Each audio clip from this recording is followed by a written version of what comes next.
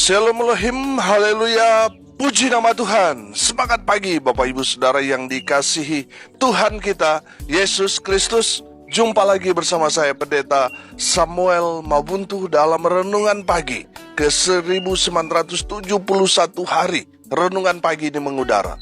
Puji Tuhan.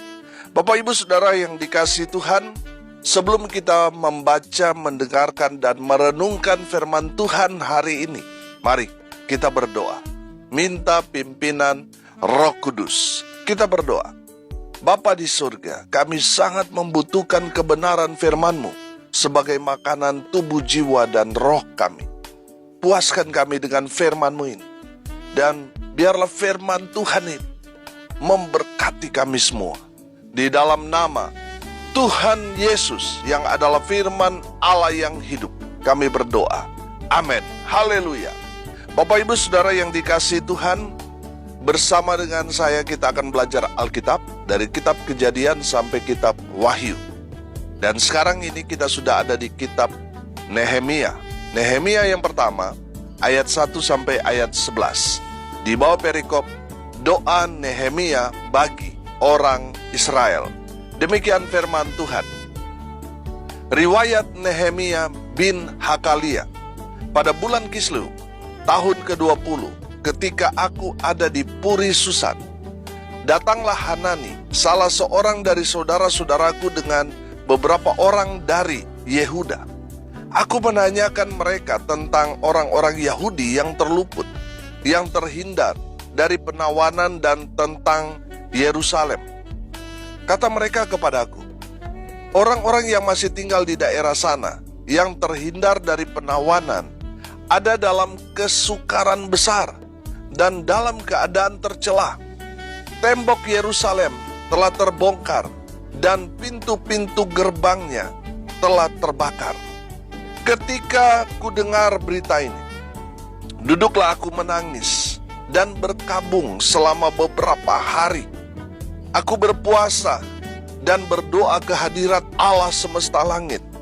Kataku, ya Tuhan Allah semesta langit, Allah yang maha besar dan dahsyat, yang berpegang pada perjanjian dan kasih setianya terhadap orang yang kasih kepadanya dan tetap mengikuti perintah-perintahnya. Berilah telingamu dan bukalah matamu, dan dengarkanlah doa hambamu yang sekarang kupanjatkan ke hadiratmu siang dan malam bagi orang Israel. Hamba-hambamu itu dengan mengaku segala dosa yang kami orang Israel telah lakukan terhadapmu. Juga aku dan kaum keluargaku telah berbuat dosa. Kami telah sangat bersalah terhadapmu dan tidak mengikuti perintah-perintah, ketetapan-ketetapan, dan peraturan-peraturan yang telah kau perintahkan kepada Musa hambamu itu. Ingatlah akan firman yang kau pesan kepada Musa hambamu itu, yakni bila kamu berubah setia, kamu akan kucerai beraikan di antara bangsa-bangsa.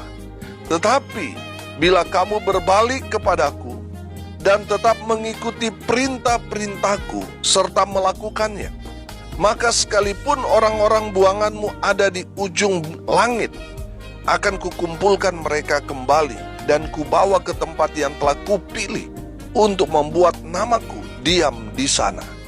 Bukankah mereka ini hamba-hambamu dan umatmu yang telah kau bebaskan dengan kekuatanmu yang besar dan dengan tanganmu yang kuat?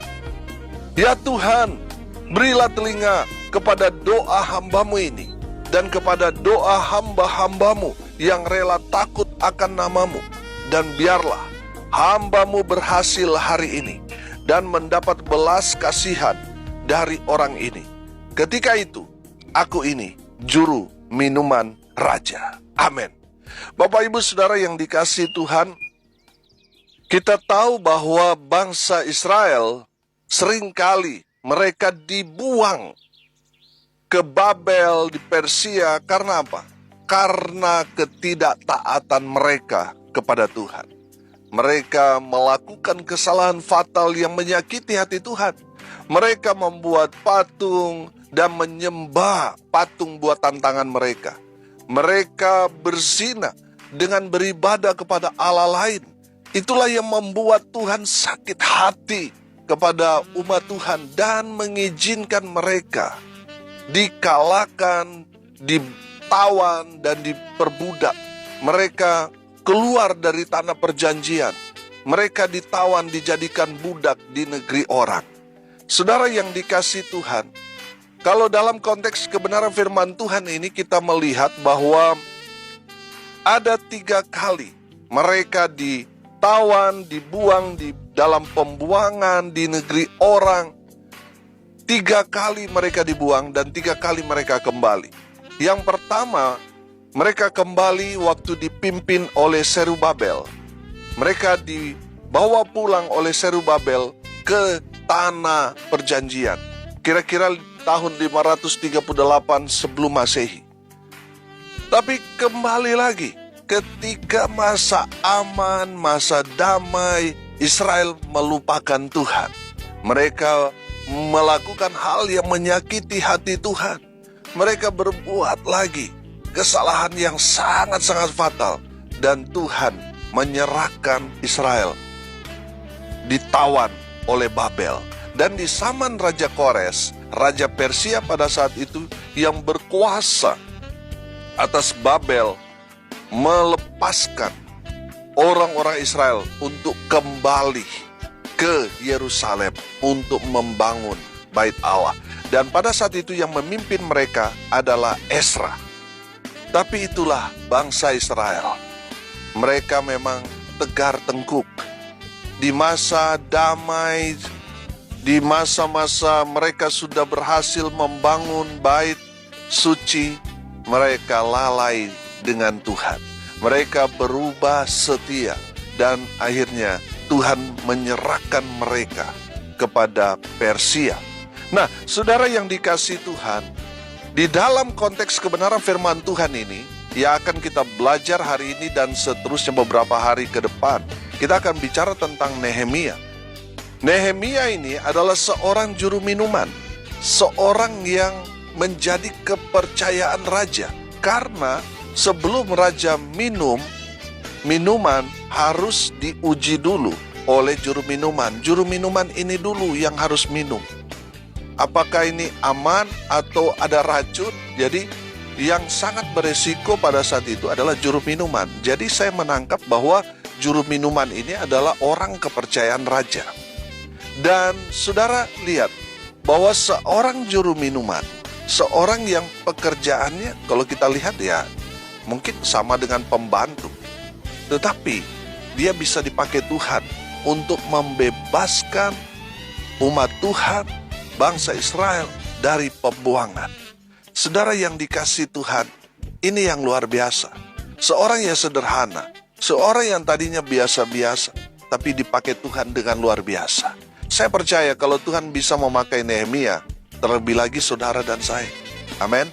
Saudara yang dikasihi Tuhan, Nehemia dipakai Tuhan untuk memimpin bangsa Israel ini keluar dari perbudakan kembali ke Yerusalem. Saudara yang dikasihi Tuhan, kita sudah melihat konteks kebenaran firman Tuhan ini. Kita melihat bahwa Nehemia ketika dia mendengar nasib umat Tuhan yang berada di pembuangan, membuat Nehemia betul-betul terpukul. Terlebih lagi ketika dia mendengar dari Hanani bagaimana keadaan umat Tuhan yang mengalami kesukaran besar. Hatinya betul-betul tersayat-sayat, saudara. Nehemia mendengar bahwa tembok Yerusalem telah terbongkar, padahal itu baru saja dibuat oleh Ezra. Bapak ibu saudara yang dikasihi Tuhan, kalau kita mendengar dari firman Tuhan ini tembok Yerusalem telah terbongkar, kalau kita melihat konteks pada saat itu kan kerajaan-kerajaan. Jadi tembok itu atau benteng itu sangat diperlukan untuk pertahanan dari serangan musuh. Nah, kalau temboknya sudah terbongkar, itu berarti Israel atau Yerusalem tidak ada lagi pertahanan. Musuh dengan mudah lalu lalang untuk mengalahkan orang-orang Israel serta menghancurkan, merampok umat Tuhan. Karena apa? Pertahanan mereka tidak ada. Ini yang membuat Nehemia terpukul mendengar berita tentang keadaan Yerusalem. Saudara yang dikasihi Tuhan, pertanyaannya sederhana. Bagaimana dengan kita? Ketika kita mendengar ada satu pekerjaan Tuhan diruntuhkan, apakah hati kita sama seperti Nehemia? Atau kita mungkin sama dengan orang-orang yang lain, masa bodoh? Bapak, Ibu, Saudara yang dikasihi Tuhan, mari kita lihat kepekaan hati kita. Kalau dalam konteks Nehemia, Ezra ataupun Zerubabel, itu memang mereka betul-betul cinta akan rumah Tuhan. Bangunan bait suci itu adalah dambaan bagi orang Israel pada saat itu sampai sekarang. Saudara yang dikasihi Tuhan, cinta akan rumah Tuhan itu bagi mereka itu sama cinta kepada Tuhan. Amin. Bapak, Ibu, Saudara yang dikasihi Tuhan, pertanyaannya sekali lagi, bagaimana ketika pelayanan saudara dihancurkan, pelayanan diserang oleh orang-orang yang tidak senang dengan pelayanan di gereja saudara dengan tujuan menghancurkan pekerjaan Tuhan? Pertanyaan saya sederhana, apakah saudara hanya berdiam atau saudara memiliki hati sama seperti Nehemia? Saudara, mari kita belajar dari Nehemia ketika dia mendengar tembok Yerusalem rata dengan tanah, gerbang-gerbang terbakar, artinya betul-betul rumah Tuhan dihancurkan. Saudara, kita belajar dari Nehemia ketika dia mendengar bait suci itu dihancurkan. Nehemia berkabung. Saudara lihat ayat 4. Ketika ku dengar berita ini, duduklah aku menangis dan berkabung selama beberapa hari. Aku berpuasa dan berdoa ke hadirat Allah semesta langit. Bapak, Ibu, Saudara yang dikasihi Tuhan, kita belajar dari ayat ini. Sikap Nehemia ketika dia mendengar Yerusalem dihancurkan. Yang pertama, Nehemia berkabung. Saudara, berkabung atau berduka cita ini sama seperti sikap Ayub. Ayub ketika dia mendengar 10 anaknya mati, semua yang dia miliki habis, dan dia Tuhan izinkan untuk mengalami sakit bara yang menjijikkan. Dia berkabung. Dia menyatu dengan tanah, saudara. Dia merendahkan diri. Dan betul, dia tidur mandi dengan tanah, debu tanah itu. Itulah tanda perkabungan. Saya percaya saudara, Nehemia melakukan hal yang sama sebagai tanda perkabungan dia. Saudara yang dikasihi Tuhan, mari kita belajar dari Nehemia. Bukankah gereja Tuhan itu adalah saudara dan saya? Ketika gereja Tuhan dianiaya, gereja Tuhan, bahkan ada gereja-gereja yang ditutup, tidak diberi izin dan sebagainya, perasaannya saudara, apakah kita memiliki sikap sama seperti Nehemia atau seperti orang-orang yang tidak mengenal Tuhan yang masa bodoh, malah senang kalau gereja ditutup? Bapak, Ibu, Saudara yang dikasihi Tuhan, gereja Tuhan harus bersatu. Satu terluka, semua merasakan. Satu betul-betul menderita, semua turut merasakan. Saling tolong, saling membantu satu dengan yang lain. Itulah satu tubuh. Amin. Saudara, saya percaya kalau Tuhan datang sekarang, Tuhan sedih melihat gereja Tuhan yang sibuk membangun tembok. Bahkan ada gereja Tuhan yang tiba-tiba baru buka, jemaatnya begitu banyak karena hasil merekrut domba-domba atau jemaat dari gereja-gereja lain yang membuat pendeta-pendeta gereja-gereja kecil itu menangis, saudara.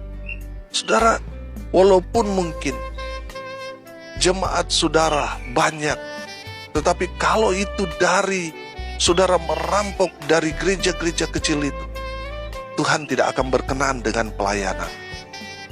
Tuhan malah sedih melihat kelakuan. Bertobat. Masih banyak orang-orang di luar sana yang belum mengenal Tuhan. Kenapa kamu sibuk mengambil, merampas, menawarkan supaya orang-orang dari gereja A pindah ke gereja saudara? Saudara, sangat-sangat miris. Ini yang terjadi sekarang ini. Saudara yang dikasih Tuhan, sekarang ini nggak ada yang namanya kesatuan gereja, nggak ada. Orang saling masa bodoh, membesarkan kerajaannya sendiri, bukan kerajaan Allah. Saya percaya, saudara, kalau kita membangun kerajaan Allah, paling tidak kita saling menopang satu dengan yang lain. Saudara, saya memenangkan jiwa di tempat A, saya nggak perlu bawa di gereja saya. Cari di tempat yang mana paling dekat dengan jiwa itu. Itu yang benar. Saudara yang dikasih Tuhan, kita ini satu tubuh, mari kita saling menopang satu dengan yang lain. Amin. Saudara lihat Nehemia, ketika dia mendengar Yerusalem runtuh, dia berkabung, dia bersedih, dia menangis dengan sangat. Karena mendengar Yerusalem dan umat Tuhan mengalami sengsara, mengalami kesukaran besar. Saudara yang dikasih Tuhan, mari lihat diri kita. Apakah kita seperti orang banyak yang masa bodoh? Atau kita betul sedih melihat gereja mulai ditinggalkan saat ini? Gereja mulai membangun kerajaannya sendiri, bukan kerajaan Allah. Saudara yang dikasih Tuhan, mari kita berkabung dengan apa yang terjadi belakangan ini, di mana gereja saling sikut menyikut satu dengan yang lain. Masa bodoh, dia mau hancur, dia mau roboh, dia mau tutup. Ini yang terjadi, saudara. Saya percaya kalau Nehemia melihat gereja di zaman sekarang ini, pasti dia juga akan berkabung, saudara. Dia akan menangis. Terlebih lagi Tuhan tidak menghendaki gereja itu bangun tembok tinggi-tinggi, saudara. Tidak menghendaki apa yang terjadi sekarang ini, gereja-gereja metro masuk ke kota-kota kecil, mengajak jemaat mereka, diberikan uang untuk pelayanan, saudara, sehingga mencetak generasi bukan cinta Tuhan tapi cinta uang. Ini yang terjadi. Beberapa waktu yang lalu saya ke kota-kota di timur. Ini yang dikeluhkan oleh hamba-hamba Tuhan di sana, di mana pengerja-pengerja mereka ditawari akhirnya pindah, saudara. Karena mungkin di gereja yang dia layani dia tidak diberikan uang, tidak diapresiasi. Tapi di gereja baru ini dia dapat uang. Sekali satu lagu dapat 1 juta. Coba sudah bayangkan kalau misalnya 5 lagu yang dibawakan 10 lagu, saudara, kaya raya, saudara. Sehingga banyak orang juga yang imannya nggak kuat, lompat, saudara. Tapi saya mau katakan, akar dari segala kejahatan apa? Cinta uang. Kalau sudah melayani Tuhan karena uang, saudara akan hancur, cepat atau lambat. Bertobat, saudara. Dan yang kedua, saudara, mendengar berita itu, Nehemia berpuasa. Saya selalu katakan, berpuasa itu artinya kita serius dengan Tuhan, dengan perkara, dengan pergumulan kita. Amin. Nehemia berpuasa. Dan yang ketiga, Nehemia berdoa. Oh haleluya, saya melihat Nehemia ini luar biasa. Dia betul-betul memiliki hati yang cinta Tuhan. Amin. Sehingga dia berdoa.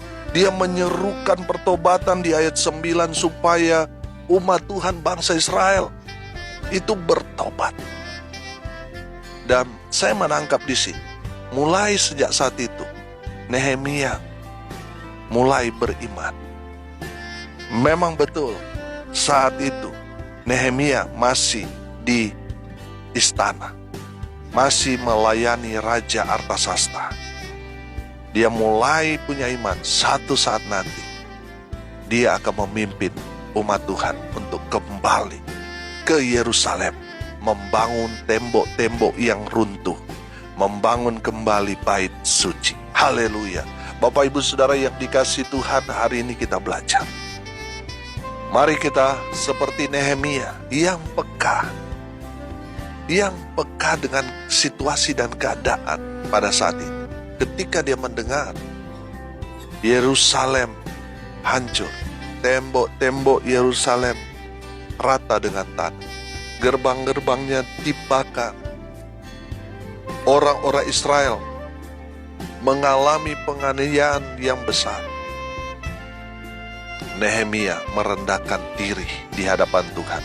Dia berkabung, dia berduka cita, dia menangis, dia berpuasa, dia berdoa, dia menyerukan pertobatan dan beriman. Saudara yang dikasihi Tuhan, mari kita seperti Nehemia yang memiliki hati yang cinta akan Tuhan. Mari kita berdoa. Terima kasih Bapa di surga atas kebenaran firman yang menegur, menasihati, dan memberkati kami. Berkati semua pendengar dimanapun mereka berada. Tuhan memberkati hidup mereka, rumah tangga mereka diberkati, usaha pekerjaan pelayanan mereka diberkati. Mereka yang sakit disembuhkan, mereka yang lemah dikuatkan, hibur mereka yang berduka cita, dan berkati mereka yang hari ini berulang tahun. Hamba berdoa biarlah berkat surga turun memenuhi semua pendengar. Bapak Ibu Saudara yang dikasihi Tuhan, arahkanlah hatimu dan terimalah berkat dari Tuhan Yesus. Tuhan memberkati engkau dan melindungi engkau. Tuhan menyinari engkau dengan wajahnya dan memberi engkau kasih karunia. Tuhan menghadapkan wajahnya kepadamu dan memberi engkau damai sejahtera. Di dalam nama Tuhan Yesus, sumber segala berkat. Bapak Ibu Saudara yang percaya diberkati Tuhan, katakan amin. Puji Tuhan. Bapak Ibu Saudara yang dikasihi Tuhan, kalau saudara merasa diberkati melalui renungan pagi, bagikan juga kepada saudara-saudara yang lain, supaya mereka diberkati, karena untuk itulah kita dipanggil untuk jadi berkat. Haleluya. Bapak Ibu Saudara yang dikasihi Tuhan, tidak terasa bulan depan, bulan Desember tanggal 12, kita akan genap berusia, renungan pagi ini tepat berusia 2000 hari. Saudara, mari kita berbuat sesuatu.